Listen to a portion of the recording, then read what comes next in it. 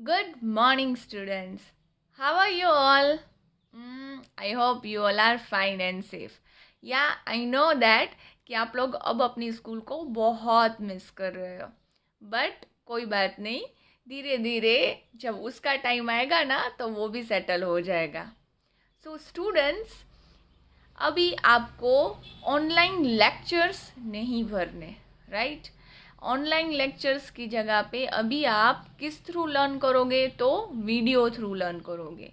But एक information ये देनी है कि आप लोगों के टाइमिंग जिस हिसाब से ऑनलाइन होते थे तो कैसे 40 के 40 मिनट्स बैठ ही जाते थे कंपलसरी ऑनलाइन, जो भी हम एक्सप्लेन करते थे आराम से, कि डाउट्स वगैरह होते थे तो वो क्लियर भी करते थे.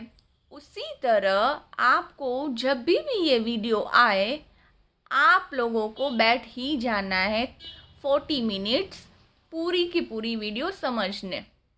जो भी एक्सप्लेनेशन इसमें दिया हुआ हो वो प्रॉपर पूरा समझने के लिए, पूरा चैप्टर समझने के लिए. ऐसे नहीं कि भाई देखो वीडियो आ गई, ओके चलो ये वीडियो तो आती रहेगी, हम अपने टाइम कन्वीनियंस के हिसाब से बैठ जाएंगे. नो, क्या है, एक भी वीडियो स्किप होगी ना तो दिक्कत क्या होगी कि पहले का कुछ समझ में नहीं आएगा, फिर बीच की कोई वीडियो आएगी तो फिर ऐसे लगेगा ये क्या हो रहा है. जैसे कि ऑनलाइन लेक्चर में तो क्या होता, कंपलसरी आप लोग आ ही जाते थे पूरे के पूरे क्लास में ऑनलाइन, तो आपको दिक्कत नहीं होती थी. पर इसमें तो क्या वीडियो है तो ऐसे नहीं कि जब मन पड़े तभी देखनी है, आप लोग बैठ ही जाना वीडियो देखने के लिए, ठीक है ना? तो उस हिसाब से आपकी एक भी वीडियो स्किप भी नहीं होगी और आपको प्रॉपरली समझ में आएगा. हाँ, जो पॉइंट्स या डाउट्स तो आप पॉज करके फिर से उसको रिपीट करके समझ सकते हो. अगर वो उसमें भी आपको डाउट हो तो आप कॉल तो करते ही हो स्टूडेंट्स. सो अपना जो ऑनलाइन से वीडियो का हुआ है ना तो उसमें पूरा का पूरा अपना ध्यान देना, ठीक है ना? सो स्टूडेंट्स, हमने अपने प्रीवियस ऑनलाइन लेक्चर में 2 बिग स्टेट्स वो पूरा का पूरा चैप्टर कंप्लीट कर डाला था, राइट? कन्नौज के बारे में पढ़ा था, वतपी के बारे में पढ़ा था, हर्षवर्धन के बारे में पढ़ा था, पुलकेशी 2 के बारे में पढ़ा था. बट आप लोग सोच रहे होंगे मैम आपने तो हमें बोला था कि मैं आपको इसकी छोटी सी वीडियो दिखाऊंगी जब लेक्चर कंप्लीट हो जाएगा, राइट? याद है ना? ओके ओके, मुझे भी याद है, कोई बात नहीं. तो मैंने सोचा पहले थोड़ा सा इस चैप्टर का रिवीजन कर लें, फिर मैं आपको वीडियो दिखाती हूँ इस चैप्टर की. उसके बाद हम चालू करेंगे chapter 4, that is Rajput age. Okay, तो चलो पहले थोड़ा सा रिवीजन ले लेते हैं 2 बिग स्टेट्स का, राइट? तो 2 बिग स्टेट्स कौन से रीजन थे हमारे इसमें? तो नॉर्थ और साउथ एरिया. अभी नॉर्थ के कौन से किंग थे? तो भाई मैडम नॉर्थ के किंग थे, यस, हर्षवर्धन. हाँ, हर्षवर्धन नॉर्थ के किंग थे, ठीक है? उनका बोर्न कब हुआ था? तो 606 CE में हुआ था. उनके पापा का नाम क्या था? तो उनके पापा का नाम था प्रभाकर वर्धन. ओके, और उनके बड़े भाई का नाम क्या था? तो उनके बड़े भाई का नाम था राज्यवर्धन. ओके, फिर क्या हुई कि उनके बड़े ब्रदर की डेथ हो गई, राइट? वो उनके बड़े ब्रदर की डेथ हो गई तो पूरा का पूरा जो थ्रोन था वो किनके थ्रू गया? तो भाई छोटी सी एज में किसने पूरा हैंडल किया? तो हर्षवर्धन ने किया, यस. फिर उनकी बहन का नाम क्या था? तो उनकी बहन का नाम था राज्यश्री नाम था. क्या नाम था? राज्यश्री नाम था. और वो कौन से किंग के थ्रू इम्प्रेजेंट हुई थी? तो किंग ऑफ मालवा देवगुप्त. याद आया? थोड़ा सा थोड़ा सा बैक जाओगे ना तो याद आ जाएगा, यस ऐसा ऐसा था, राइट? फिर वो कहाँ से एस्केप्ड हो गई? तो जिस किंग ने उसको पूरा इम्प्रिजन किया था तो वहाँ से वो भाग के निकली थी.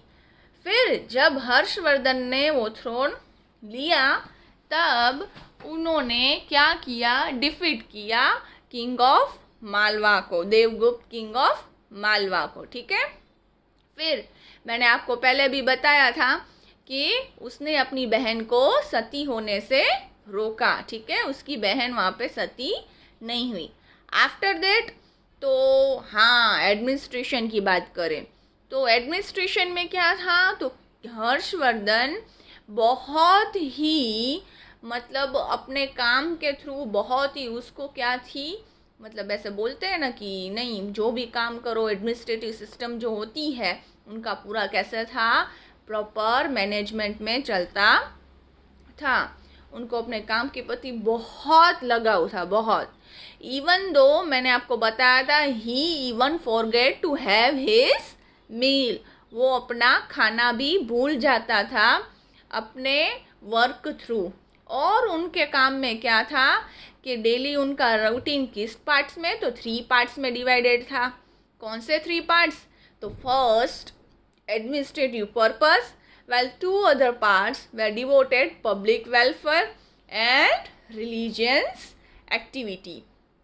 So he was so diligent in his carrying administrative responsibility, even he forgot to have his meal. वो अपना खाना भी भूल जाता था।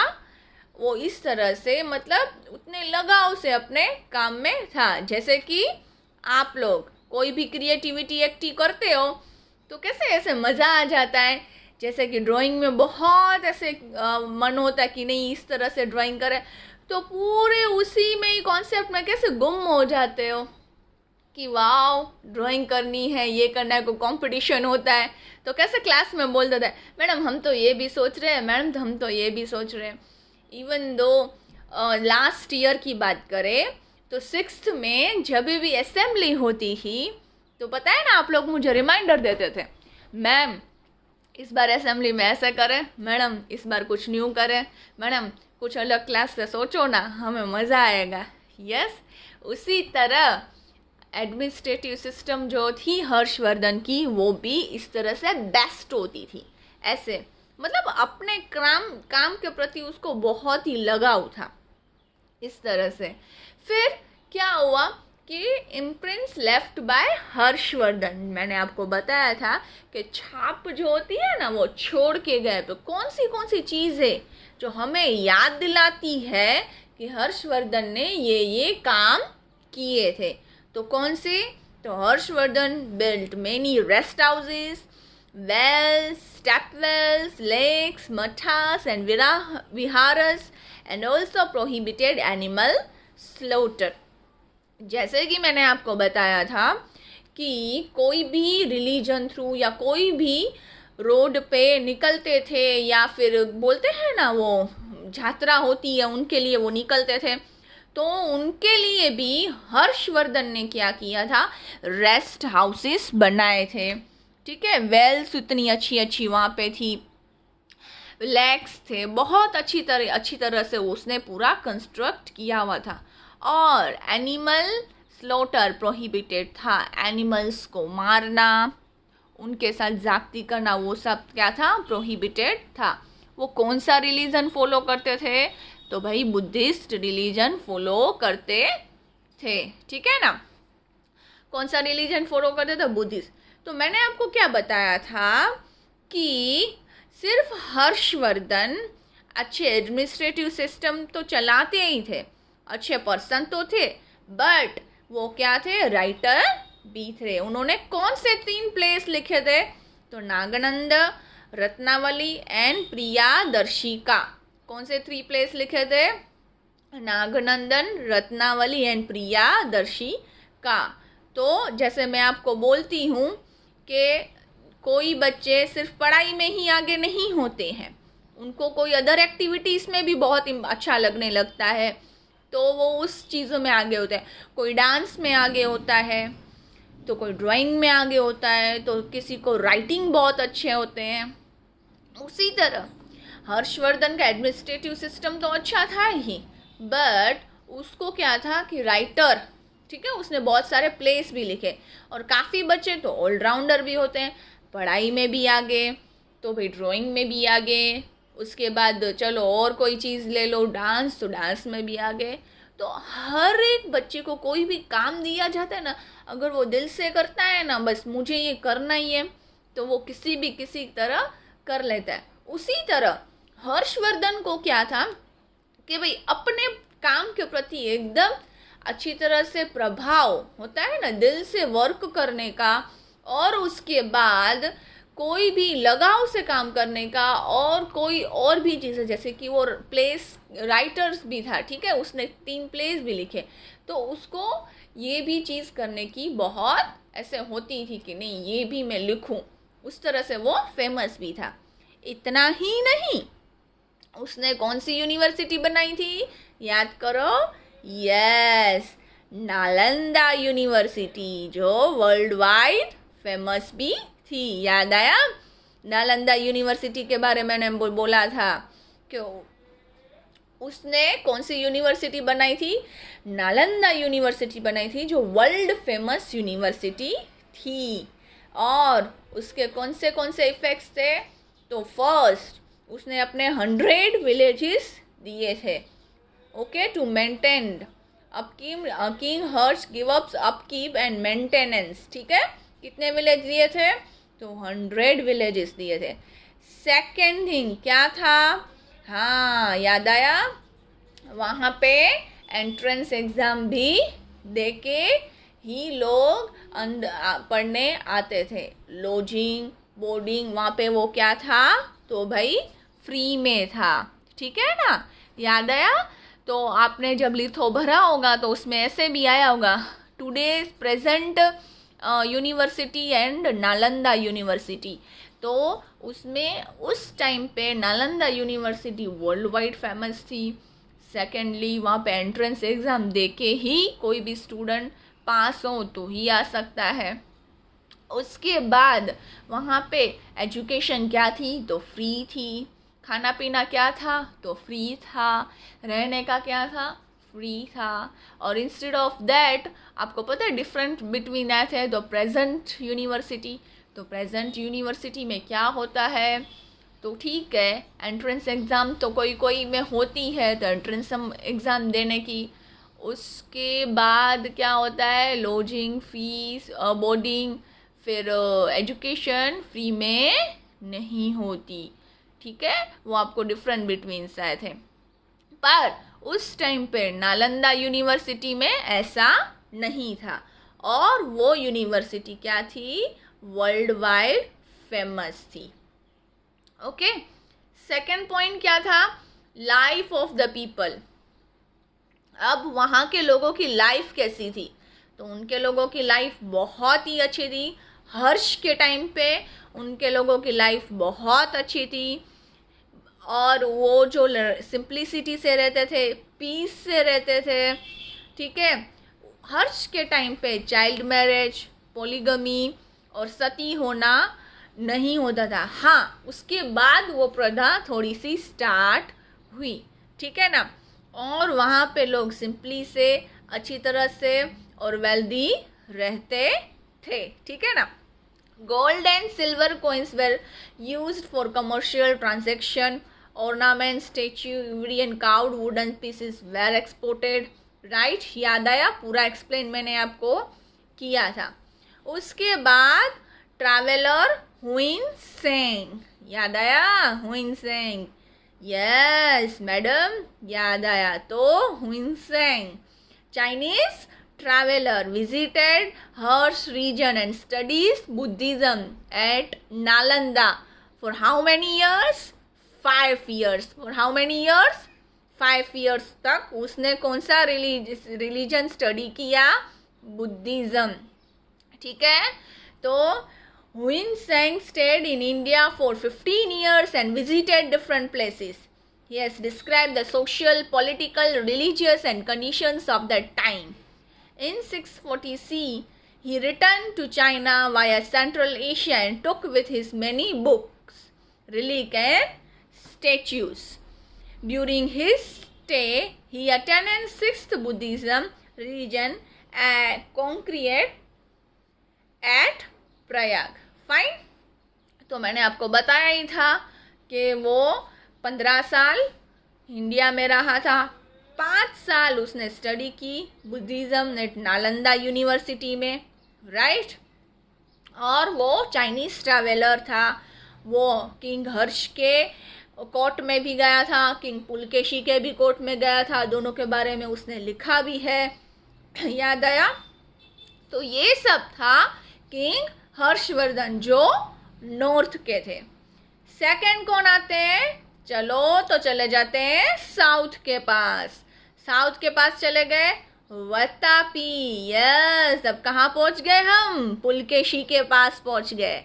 When King Harsh was ruling over his empire in North India, King Pulkeshi too was ruling in South India. ठीक है, तो कौन से अब किसका चालू हुआ? तो भाई पुलकेशी का चालू हुआ। ठीक है, तो king Pulakeshi, which dynasty it is? तो सोलंकी डायनेस्टी। ठीक है ना। अब पुलकेशी टू, ठीक है, कितने ईयर्स तक उन्होंने पूरा एम्पायर पे रूल किया था? तो मैडम 30 ईयर्स तक। ठीक है, कौन सा टेम्पल कंस्ट्रक्ट करवाया था? विष्णु टेम्पल, याद आया ना। फिर पुलकेशी कौन थे? तो लवर ऑफ आर्ट। कौन थे? Lover of art. Pulakeshi two भी हर्षवर्धन के जैसे ही वैलियंट किंग थे। उसने भी बहुत सारी बैटल्स वगैरह लड़ाई भी की थी, राइट, याद आया। और फिर क्या आया? उसने बहुत सारी केव्स भी कंस्ट्रक्ट की थी, और उसने उसको बहुत क्रिएटिव था वो भी। मैंने जैसे आपको बताया कि हर कोई अपने अपने में बहुत क्रिएटिव होता है, तो वो भी क्या था? क्रिएटिव था। तो पुलकेशी वॉज अ वैलियंट की who won a many battles. His first victory was over Lat, followed by his win over Gurjar. ठीक है, देन फिर क्या हुआ? तो भाई हर्षवर्धन और पुलकेशी के बीच में थोड़ी सी क्या हुई? बैटल हुई। ठीक है, कहाँ पे हुई थी? याद करो। Yes, good. कहाँ? तो नर्मदा पे, बियॉन्ड नर्मदा। ठीक है, रिवर नर्मदा के यहाँ पे। ठीक है, फिर उन्होंने कौन सी केव्स कंस्ट्रक्ट करवाई थी? तो वतापी एंड धारापुरी। एंड फिर उन्होंने कहाँ पेंटेड कराया था? तो आपको याद हो, द फेमस अजंता केव्स, याद आया। फिर अभी हम कंपेयर करें कि हर्षवर्धन और पुलकेशी कौन से कैसे किंग थे। तो दोनों कंपेयर करो तो अपने अपने जगह पे क्या थे? बहुत ही वैलियंट किंग थे। हर्षवर्धन अपनी जगह पे सही था, पुलकेशी टू अपनी जगह पे सही था। ठीक है ना। अब मैं आपको इसकी छोटी सी वीडियो दिखाती हूँ, उसके बाद हम थोड़ा सा इंट्रोडक्शन लेंगे। किसका इंट्रोडक्शन लेंगे? तो राजपूत एज का इंट्रोडक्शन लेंगे। ठीक है ना। Here we are learning about two states that are Kannauj and Vatapi and its brave kings that is Harsh and Pulkeshi too. As per our earlier studies of 6th standard, we have learned that the emperor of our Indian history had always worked for the welfare of our country and the people of the country. Firstly, here we will learn about Harshvardhana. And Harshvardhana had all worked for the welfare of the country. Harshvardhana was born in 606 AD. Harshvardhana worked for the period of 606 to 647 AD. With the demise of the father Prabhakar Vardhana, the elder brother Rajyavardhana came to the throne. God King Shashank killed him by fraudulent means. His sister Rajeshwari was imprisoned by Devgupta, the king of Malwa. In these critical circumstances, Harshvardhana shouldered the responsibility of Thaneshwar, that is present Punjab, Haryana, as advised by the leaders of the state. Immediately after coming to the throne, he decided to emancipate his imprisoned sister Rajyashri. With the help of friend like Buddha hermit Dwarka Mitra, he liberated Rajyashri since the state of Kannauj, that is Uttar Pradesh, was without any king. He took his sister's state also under his control. Later on, he defeated the Malwa king Devgupta as a part of the preparation of attack on Shashank, that is Gauda king. He tactfully joined hands with Bhaskar Varman of Kamrup, that is current Assam. He severely defeated Gauda king Shashank and won major part of his state. He also won Malwa and Saurashtra, but he did not get success as he expected in the battle with Pulkeshi II, the king of Chalukya dynasty in South India. But after his consecutive 7 years of victorious advance, he conquered the kings of North India and made small state of Thaneshwar a big empire. Here you can see that I have made the diagram in which the father Prabhakar Vardhana had 2 sons and 1 daughter. The first son, Rajyavardhana, who was killed by God King Shashank.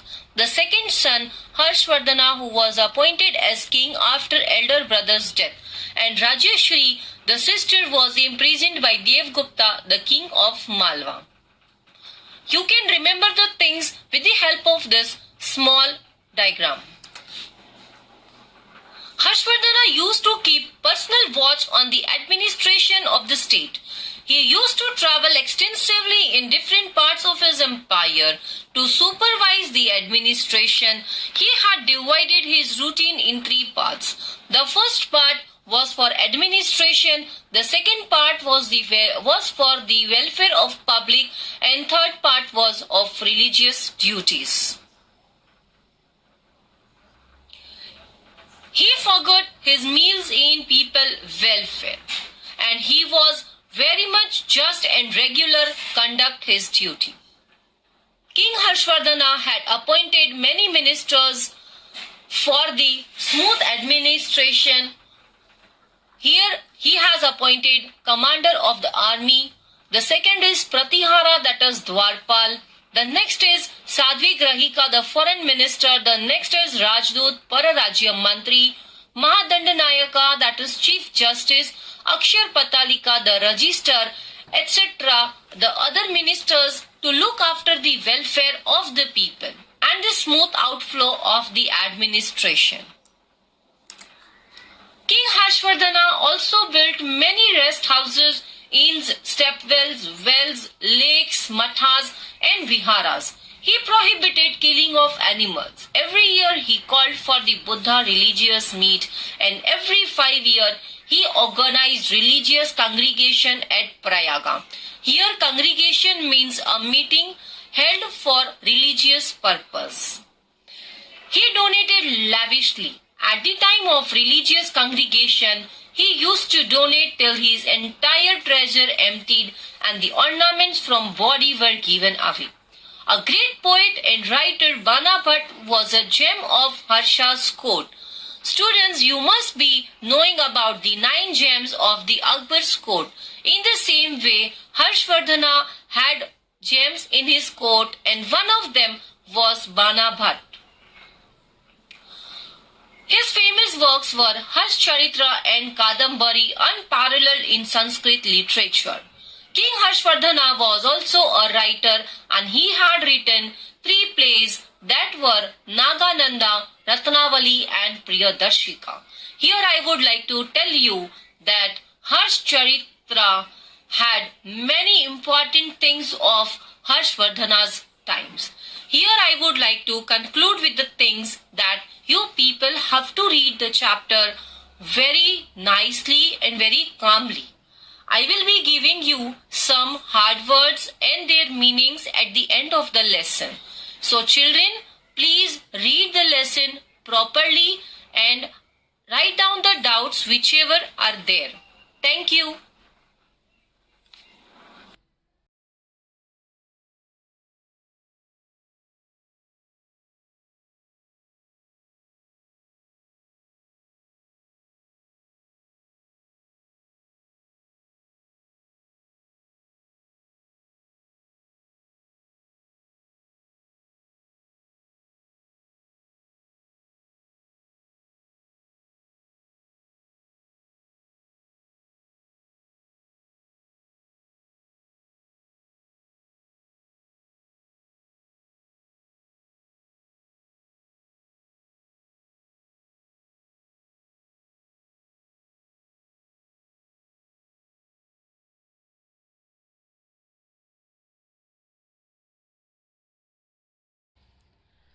So students, ये हमने पढ़ा पूरा 2 big states, okay, king Harshvardhan and king Pulakeshi II।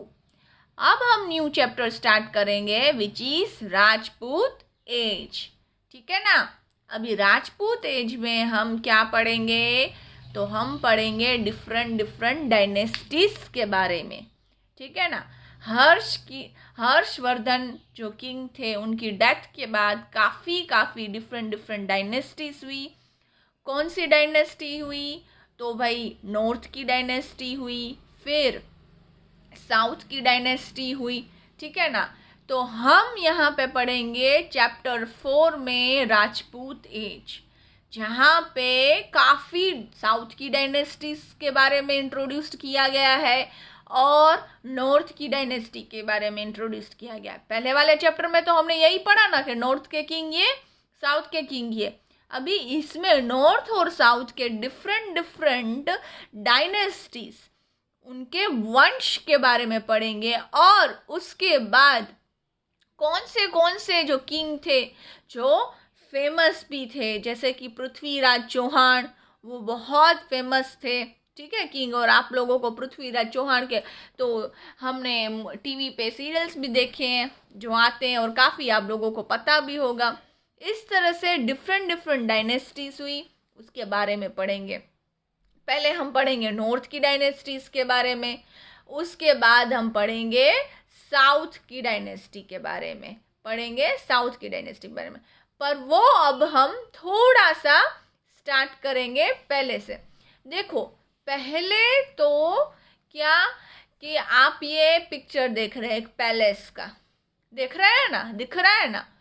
तो इस picture में आपको पता ही होगा, जैसे कि आप उदयपुर जाते हो, फिर जयपुर जाते हो, तो वहाँ पे आपको डिफरेंट पैलेसेस मिलते हैं, ठीक है ना। अब आप लोग ये सोचो कि ये कंस्ट्रक्ट कैसे हुए होंगे, कौन से किंग थे तो इतने बड़े पैलेसेस कंस्ट्रक्ट करवाए थे। जैसे कि आप अभी भी ये लॉकडाउन के टाइम पे चलता था महाभारत, फिर रामायण, अब देखते थे ना कितने बड़े डिफरेंट पूरे उनके कोर्ट होते थे, वो डिफरेंट पैलेसेस कैसे बड़े कंस्ट्रक्ट किए हुए होते थे। तो आज भी हम देखते हैं ना, तो इनकी पिक्चर्स होती है, घूमने जाते हैं ना। ये तो लॉकडाउन की वजह से तो हम अभी कहीं जा ही नहीं पा रहे और ये पूरा साल जाना भी नहीं है, पर अगर घूमने जाएं तो पता है ना, हमें बोलते हैं तो भाई यहाँ पे विजिट करना ज़रूरी है, यहाँ पे विजिट करना ज़रूरी है। तो हम तो ऐसे बड़े पैलेसेस देखते ही शॉक्ड हो जाए, पर वो लोग तो वहाँ पे रहते थे। तो उसी तरह जब परिमल टीवी वॉच कर रहा था, तब उसको भी ऐसे डिफरेंट पैलेसेस दिखाई दिए। अभी कभी कभार संडे को आप देखते हो ना, डीडी चैनल पे या हिस्टोरिकल चैनल पे आते हैं, तो वहाँ पे ना ऐसी प्लेसेस के बारे में बताते हैं। टूर और ट्रैवलिंग के बारे का जो सीरियल्स आते हैं ना, आप जब ये शो वॉच करते हो तो काफ़ी ऐसे शो आते हैं जो टूर्स और ट्रैवल्स के बारे में बताते हैं।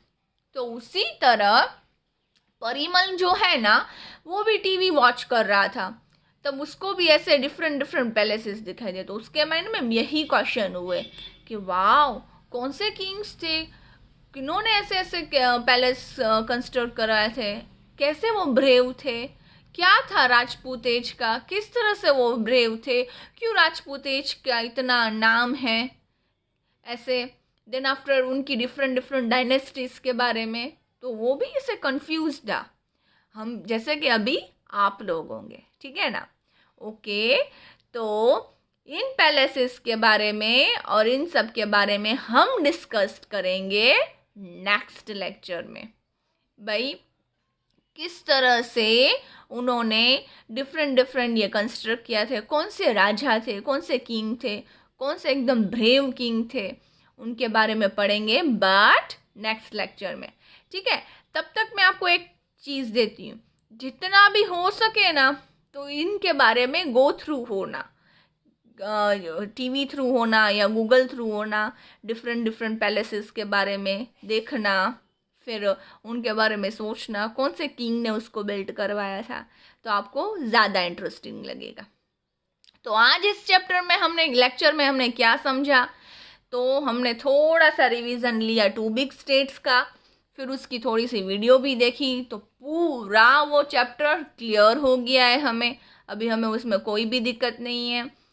चैप्टर 4 स्टार्ट करेंगे राजपूत एज। राजपूत एज में हम नॉर्थ और साउथ के किंग्स के बारे में पढ़ेंगे, डिफरेंट डायनेस्टीज के बारे में पढ़ेंगे, ठीक है ना, डिफरेंट पैलेसेस के बारे में पढ़ेंगे, और कौन से किंग थे जो बहुत ब्रेव थे और उन्होंने कैसे लड़ाई की थी, ठीक है ना। कंफ्यूजन नहीं होना है इस चैप्टर में, सिर्फ डिफरेंट डायनेस्टी है वो हमें याद रखनी है। फाइन, तो till that stay home, stay safe, ठीक है बेटा। And I will give you a homework with in a few minutes और एल्स हाफ एन आवर, ठीक है ना। Okay, thank you.